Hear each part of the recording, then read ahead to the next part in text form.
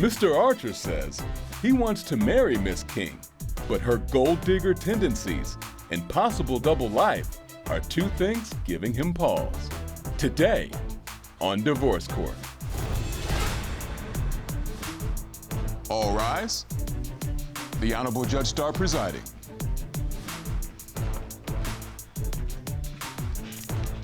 Welcome, everyone. You may be seated. Your Honor, the case of Archer v. King. Thank you so very much. Mr. Archer and Ms. King, thank you so much for trusting us here at Divorce Court with your relationship. I'm glad to have you both here, and welcome to Divorce Court. Today's case involves allegations of possibly leading a double life, which has led to the plaintiff requesting and the defendant agreeing to a polygraph examination that will set the tone for whether or not this relationship has any place to go. I'm going to come straight to you, Mr. Archer. Why are we in court today, sir? Your Honor, I'm here today because I want to make sure I'm making the right decision. We get married a little later this year, and Jeriah, she's been giving me gold digger vibes. We lack intimacy, and if she fails the test today, I plan on calling the wedding off and I plan on leaving. So you are really at a crossroads on this relationship, whether or not this relationship can last. Am I correct? Correct. Okay, Mr. Archer, thank you very much. Ms. King, do you hear what Mr. Archer says? He's concerned that you are not the woman for the long haul when it comes to marriage. Yes, Your Honor. I'm here to defend myself in that manner as far as letting him know that I've been 100% in this relationship. I haven't stepped out, and I'm all in, and I deserve to be his wife, and everything that he has been saying or thinking is all in his head. So let's figure out whether or not there is some level of insecurity or there's a real reason for this mistrust. Mr. Archer, why don't you take me back to when you all first met and what really led us to get to a point where we're in divorce court, sir? So we met when I was transitioning out the military. Mm-hmm. Oh, thank you very much for your service on behalf of a grateful nation. We appreciate that. Thank you for your support. Yes, indeed. So you were transitioning away from a military career? Correct, yes, ma'am. Okay, and tell me what happened. We met, she was breathtaking, she was carefree, her energy was contagious. Like a few years later, we get engaged, we buy a house, and we have a child. We moved to her home state, and I just feel like she's got comfortable. Interesting, very interesting. What were you doing as Mr. Archer was transitioning out of the military, Ms. King? Pretty much the same. We both serve, so. You both serve? Yes, and we'd like to say thank you to you for your service on behalf of a grateful nation. We have two people who served in our military, two young people. We appreciate you standing on that gate for freedom for all of us, very much so. So you all decided you've served your time and now you want to start to build a family. Is that correct? Yes, Your Honor. It's starting to sound okay. Now you are wondering whether or not she's a little, quote, too comfortable, to use your phrase. Right. When you transitioned away from the military, you started working in another capacity. Am I correct? Yes, I started in another career. Okay. So did you all talk about, the two of you, who was going to work inside the home, outside the home, how you were going to set up the financial arrangements in your family? Did you all have those kinds of conversations before you took the relationship to the next level? Yes and no. Talk to me. She did her own thing. I knew she was transitioning out, so she didn't quite have a career. But did you have an expectation, is what I'm thinking? I did not. Financial arrangements in your home would look like? Like, are you supposed to be responsible for paying all of the major bills? Is she supposed to contribute? Not exactly. I feel as a man, you're supposed to take care of everything. But I just, like I said, she's gotten comfortable. So we also never, like he stated, we never sat down and like, you pay this, I pay that. And we just kind of like went along with life as it went. Well, you know that was a mistake right there, right? You have to talk about your finances. That's the way mature couples, that's the only way for you to succeed. And it's also a way to manage expectations. Why don't you tell me, Mr. Archer, about this trip? Because that's one of the examples that really has started to make you feel like you were being used. Am I right, sir? Correct. Why don't you talk to me about that? Right. So Jeriah decides to plan me a birthday trip. She said she's going to pay everything. We went to Aspen, a ski trip. Come to find out, when we get there, I'm pulling out my credit card. Like, but it's your birthday. Right. She said she's going to pay me back. Never received the money. How much did you end up spending? I spent about $1,600. Okay, Ms. King, help me with this one now. I did take him out to Colorado for his birthday. Within the day of that trip, he got sick. So we initially ended up leaving earlier. So it than ruined my what whole birthday. It ruined my whole birthday. We didn't stay the whole time, and of course the refunds for the events that we had. I never got it. Planned it. Where's the money? I never got it. He said he didn't get the money. What happened? I just feel like paying your partner back is it's weird. Like, not necessarily weird, but tacky. Like, I don't, overall, I still do what I can for him and still give him, but I never, from that trip, never just gave it back. But wait a minute. What makes you think that you don't owe an obligation if you tell your partner that you're going to pay them the money back? I'm lost. I'm confused. If you knew you weren't going to get it back, then just... So in other words, he should know you were lying from the beginning and you were not going to pay him back. He should know that, right? Yeah. Wow. You picked her, not me. Under no circumstances. Young lady, I don't know how you were raised. I don't know what happened in your household. But I never saw my mother and father interact like that. And I certainly don't interact like that with my husband. You interact like that with your wife. No, ma'am. Uh-huh. I mean, Corey's scared right now. He called me ma'am just now because the thought that you, as a young woman, thinks that you don't have to fulfill your obligations. I'm lost. Help me. I'm sorry. You're going to have to explain that better than that. Yeah, I took accountability for that, and I apologized and, end up giving him the money back for that. So I thought Mr. Archer said he didn't get his money back. I never received the money, Your Honor. I'm told, Mr. Archer, that you have felt like there's just no affection left. She rubbing my leg. She's playing intimate music when we get home. It's about to be on and popping. I got you. Right, so we get home, she takes a shower, get into bed. Oh, I'm tired. Where's my love, Your Honor? We haven't had sex in 3 months, Your Honor.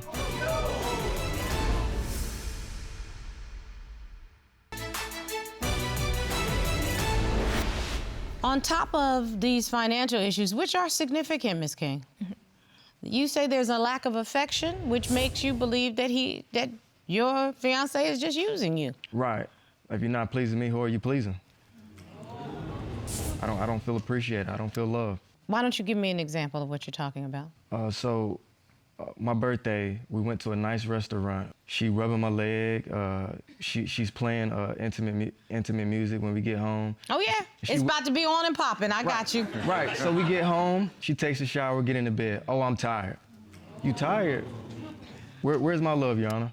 Listen, first of all, I don't believe that people need to demand from their partner. However, I'm told, Mr. Archer, that you have felt like there's just no affection left. We haven't had sex in 3 months, Your Honor. Now, y'all are young folk, and I can tell you right now, there's no reason that there's been no intimacy for 3 months unless something's going on. So what do you want to share? Well, we recently had a baby 7 months ago. So I haven't really been feeling myself postpartum, feeling touched out. I gained some weight. So having a baby, he doesn't understand that aspect of carrying a child for 9 months and going through body changes because he did his part and he didn't have to carry the baby for 9 months. His body didn't change. And have you shared this with your partner? Yes. Have you sought some assistance? Because postpartum depression is very real. Yes. And I completely agree with that. That usually means you have to bring your partner into the process so that they can understand that you are actually going through some mental challenges at this time. Mr. Archer, have you been a part of that? Have you all talked it through? Honestly, I just feel like she's just not into me because I tell her how beautiful she is.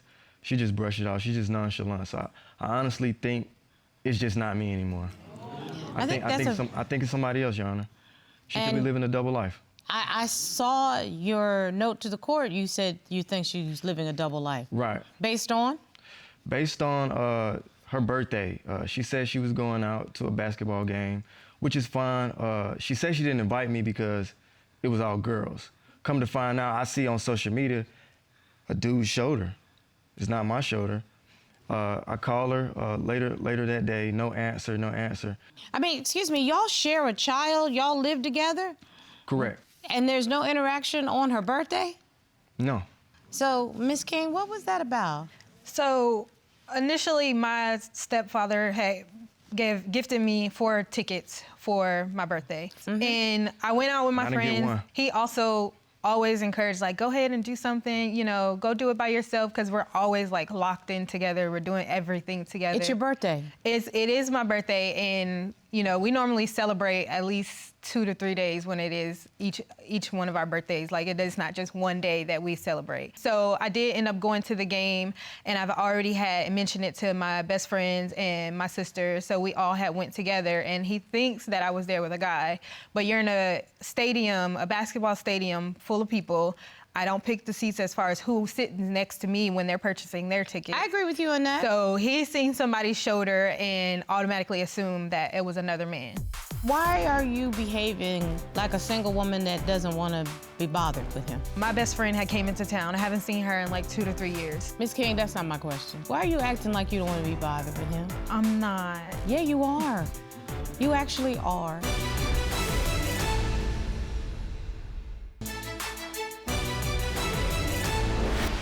But Miss King, here's my question. When you are asked to do something fun like that, why would your first instinct be to go to something that you both enjoy together?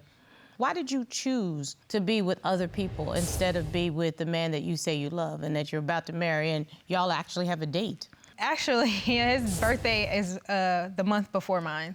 So he actually went out of town with his best friends, and they went to a basketball game. They enjoyed themselves, no pressure on him. I was happy that he enjoyed himself. They went out to the club together.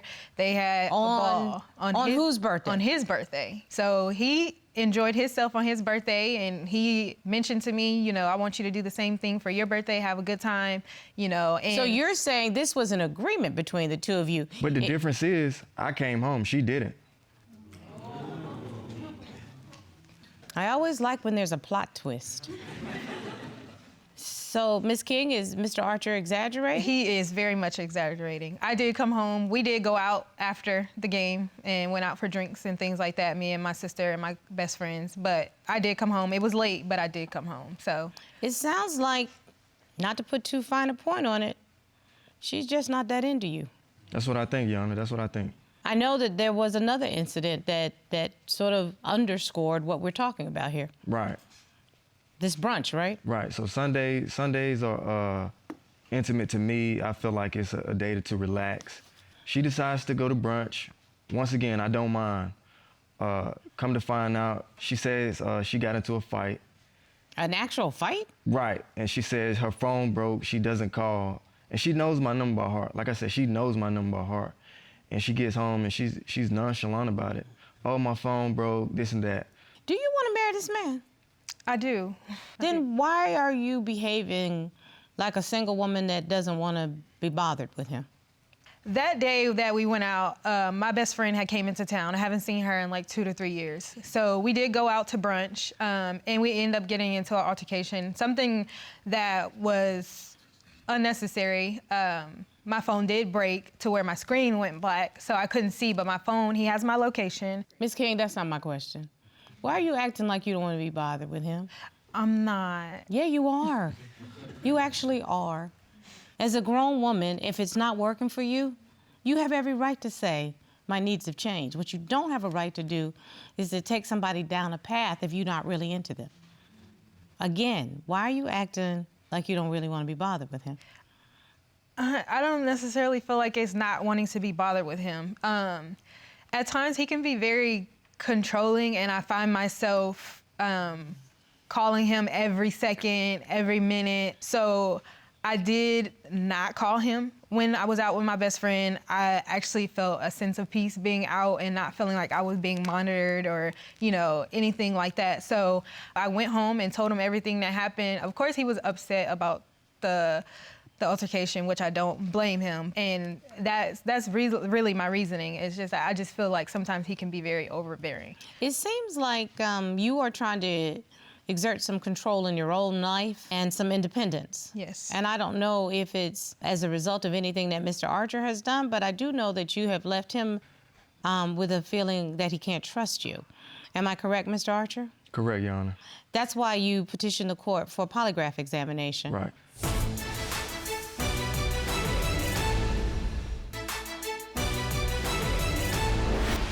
So we commissioned a polygraph examiner to actually administer the test. Corey, please ask the expert witness to join us. Sure thing. Sir. Good day, Your Honor. Good day, Mr. Yarborough. I'm glad to have you back here in divorce court. Will you please state your name and your professional affiliation for the court? Certainly. My name is John Yarborough. I'm a certified polygraph examiner with a member of the American Polygraph Association. I've done hundreds of polygraphs for police departments and other public safety agencies across the state, and I also have done numerous professional and private party polygraphs. And I find you to be more than qualified to provide services for this court, which you have done on numerous occasions. Mr. Yarborough, we asked Ms. King, on the night you went to the NBA game, did you have sexual contact with anyone? That is correct, Your Honor. What was Ms. King's answer? Ms. King answered no. And what did the test results indicate? The polygraph examination results indicated there was no deception indicated to that question. So she told the truth? That is correct, Your Honor. Thank you. The second question we asked you to pose to Ms. King was, did you have sexual contact with anyone when you said you went to brunch with a girlfriend that came into town? What was Ms. King's answer? Ms. King answered no. And what did the test results indicate? The polygraph examination results indicated there was no deception indicated to that question. And she told the truth in that regard. We wanted a third question asked. We asked Ms. King, since starting your relationship with Mr. Archer, have you had sexual contact with anyone other than him? What was Ms. King's answer? Ms. King answered no. And what did the test results indicate?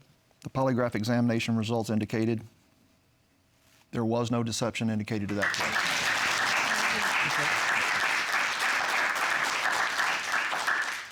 Thank you very much, Mr. Yarborough. We appreciate your service. You're welcome. I think Mr. Archer feels much better right now. He should. Thank you, Yes, sir. Your Honor. Yes, Your Honor. I apologize.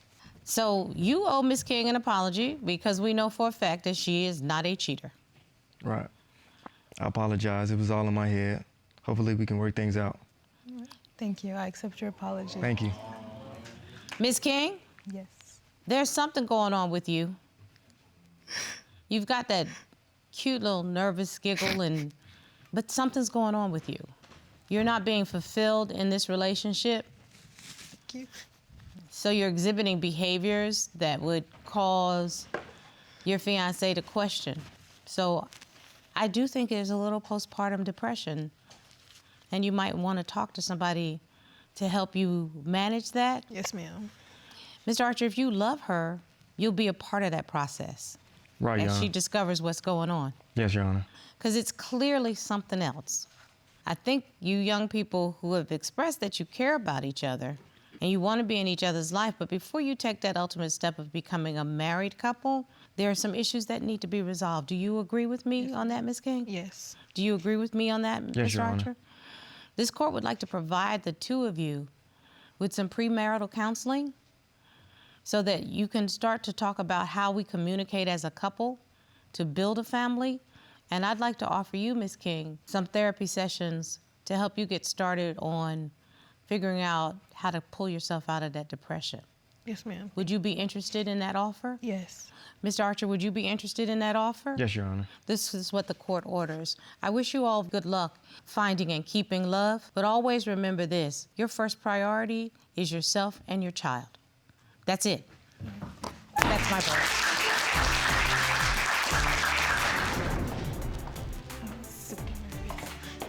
I'm glad we worked it out, baby. I know. I told you. Thank you, baby.